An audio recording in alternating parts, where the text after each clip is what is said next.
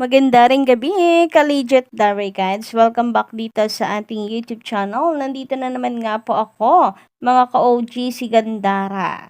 Ang ka-legit Darigans po ninyo na maghahatid ng mga latest update and fresh happenings sa inyo.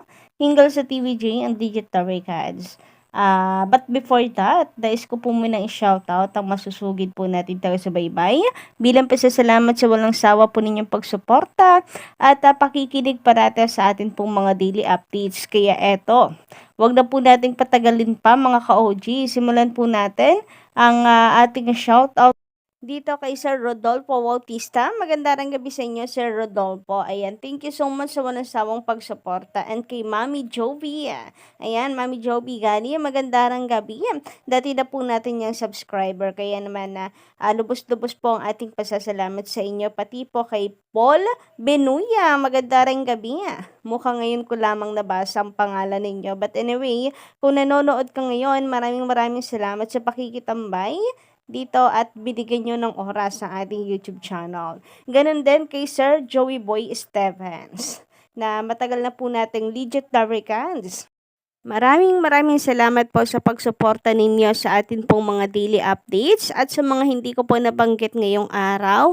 Pasensya na po, bawi po ako. Ngayong gabi po pala. Bawi ako next time guys. Lalo na sa ating mga datihan na pong subscriber. But anyway, sa mga nakikinig po pala ngayon, nandito ngayon nakikinig sa atin, ay magandang gabi po sa inyo. Welcome. Lalo na kung kayo mga bago lamang po dito sa ating YouTube channel. And kung nais nyo pong ng mga TVJ updates, latest happenings, maaari nyo po i-click ang subscribe button and notification bell.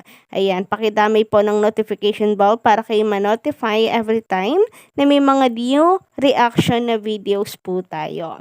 And eto na nga, speaking of latest update. Ang pag-uusapan nga po natin ngayon ay pumapatungkol po rito kay Kuya Wally na kung saan ay dinadamay po sa issue ni Francis M. O di ba parang kagaya ng issue sa Itbulaga, talagang nagising po ang buong Pilipinas dahil dito sa paglutang ng karelasyon and bunsong anak ni Francis M. At nabanggit din po ang Itbulaga dahil nga ay pumunta raw ito sa, doon sila nagkakilala sa Itbulaga. But anyway, ito na nga, ka-OG, dahil alam naman po natin na mainit ang pinag-uusapan yan sa social media, pati po si Kuya Wally, dinadamay po sa issue. So, ano nga ba namang kinalaman ni Kuya Wally dito? Pati nga po ang TVJ dinadamay na kesyo kinukonsente raw ng TVJ ang gawaing ito. At kung ano-ano pa, alam niyo naman ng mga bashers na yan, lahat po ng mahanapang butas ay talagang papasukin po nila para lamang po anayin ang pundasyong napakatibay ng TVG. So, eto na nga. And ang lahat naman pong ito ay 'di ba dahil nga po sa t-shirt or sa shirt na ibinenta nitong si Abigail Rait. Ngayon po ay binabastos ngayon si Kuya Wally. So sabi po ng ilang ka-legit tarigats natin, paki-report na daw po ng mga makikita po natin na dinadami si Kuya Wally. Narito nga po ka-OG no, ang sample. Sabi po dito ay paki-mass report na lamang daw po at kung meron po kayong makikita ay paki-report na lamang din daw po dahil halatado raw po ng mga desperado ang mga bashers talaga na siraan ang EAT, ang mga legit the Ricads host. Pati nga po ang It Girls, 'di ba, hindi po nakaligtas sa kanila. Ginagawan po nila ng issue. Napakasaya naman po ng It Girls. Wala naman pong problema. Talagang ginagawan lang po ng problema para ma-issue. Mema nga po, kumbaga. Sa kabilang dako mga ka-OG, ipopromote ko lamang po itong single ni Atesha na kung saan ay may pamagat pong pasuyo. So nasa Spotify na rin po siya ngayon. At napakaganda po ng lyrics dito mga ka-OG at masarap pakinggan ang boses ni Atesha. So suportahan po natin ito mga ka-OG, no? And may talento talaga itong si Atasha Mulak guys. Very gifted. Sabi po ng ilan, nagmana daw po ito sa kanyang ama na si Sir Aga Mulak sa pagkanta. And sa EAT pala kanina, ayan, nag-sample, no, itong si Atasha, mga kapatid, para i-promote na rin na ang kanyang pasuyo, guys. So, pakisuyo na lamang rin po, makikisuyo na lang rin po tayo, no? Pakisuportahan po natin itong kanta ni Atasha.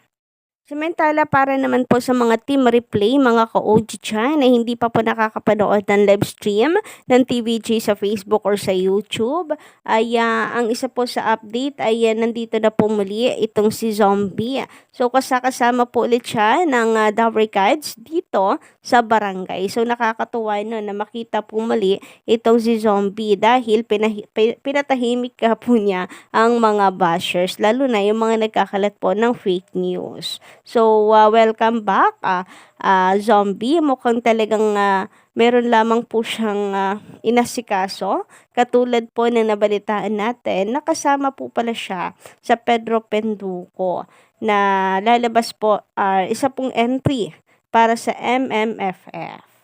Samantala, pag-usapan naman po natin ang tungkol dito, no, sa Eat Bulaga Live na kung saan ay nakakatuwa naman si YouTube. Pati po algorithm na YouTube, kilala po niya ang tunay na Eat Bulaga, no? Kasi naman, ay wala naman po nakalagay na title na Eat Bulaga dyan sa TVJ. Lalong hindi naman po channel name ng TVJ ang Itbulaga.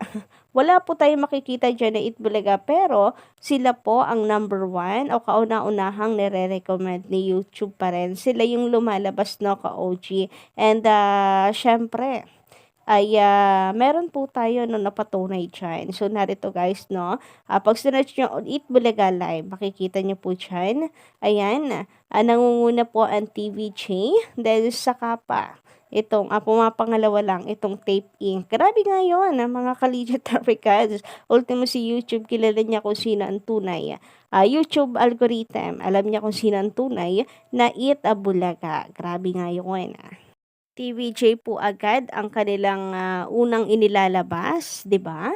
Samantala, sa mga nagtatanong naman hinggil po sa update dito nga po sa YouTube channel ng Itbulaga kung mababawi daw ba ito ng TVJ. So, tahimik pa po ang kampo ngayon ng TVJ kasi wala po tayong update, no, kung ikakaso po nila ito. Pero ang sabi naman po kasi na Attorney Buko ay pag-aaralan nila. I think dahil wala pa sa ngayon, siguro mas pinofokusan po nilang pag-aralan kung paano po ipapanalo ang titulong Itbulaga. Siyempre, kahit po kayo ay nasa katotohanan na, kailangan din talaga ng matibay at talagang matinding pagsisiyasat ka-OG. Kasi madalas ay nababaliktad po kahit kayo po ang nasa panig na katotohanan. Kasi yung mga ganyan naman po, halimbawa yung YouTube channel po na may titulong Itbulaga, madali na lamang po yan kapag naipanalo po nila ang main case. Kapag naipanalo po nila at naibalik po sa kanila, napaboran po sila ng korte na TVJ ang dapat po at may karapatan na gumamit ng titulo pong ito. Kasi pag napanalo po ng TVJ yon, ano pang rason ng Tape Inc. para gamitin po nila ang Itbulaga sa kanilang YouTube, di po ba? Tsaka baliwala lang rin naman po ang million subscriber nito kung wala naman po silang viewers. Samantala, patungkol naman po sa pumutok na issue dito kay Vice Ganda, mga ka-OG, nalungkot pong ilan na mga netizen at ilang legit legit Darwikides. Bakit? Dahil lumalabas nga raw po, no, na talagang iba talaga kapag ka-artista ka. At nalulungkot sila para po sa mga karaniwang tao na hindi po binibigyan agad ng aksyon at ng pansin kapag nagrereklamo. So, narito nga pong ilan sa sabi ng ilan pong netizen and legit Darwikides. Basahin nga po natin. Sabi dito ni Wensky ay wow, kawawa naman sila. Ibig sabihin sa mga ordinaryo okay lang. Di naman kawawa. Ano? Special treatment? Lang pal? Sagot agad sa problema dahil artista? Papaano yung ordinaryo? Bingi-bingihan lang? Puwe. Samantala sabi naman ni Mommy Chia, masyadong paimportante lang si Vice, di sana sumakay sila ng private plane. Total, mayaman naman siya, masyadong pabebe. Kayo po ba guys, ano ang komento po ninyo hinggil dito? Kasi marami nga po nagsasabi na pabebe daw masyado at paimportante. And mukhang nakuha naman daw po ang gusto. Pero kung karaniwang tao lamang daw po ito, ordinaryo, ay wala daw pong special treatment. Eto pa, sabi ni Sancho Herrera, ay wow, takot pala kay Vice ang Phil Airline. Action agad. Pero kung iba yan na nagreklamo, dead ma lang. At nanakawan pa. Grabe nga yun. Nakakalungkot naman po pag ganon. But anyway, ano po ang komento ninyo hinggil dito mga ka-OG? Just comment down below. And hanggang dito lang po muna ang ating update. Don't forget to click the subscribe button and notification bell para po sa iba pang mga balita.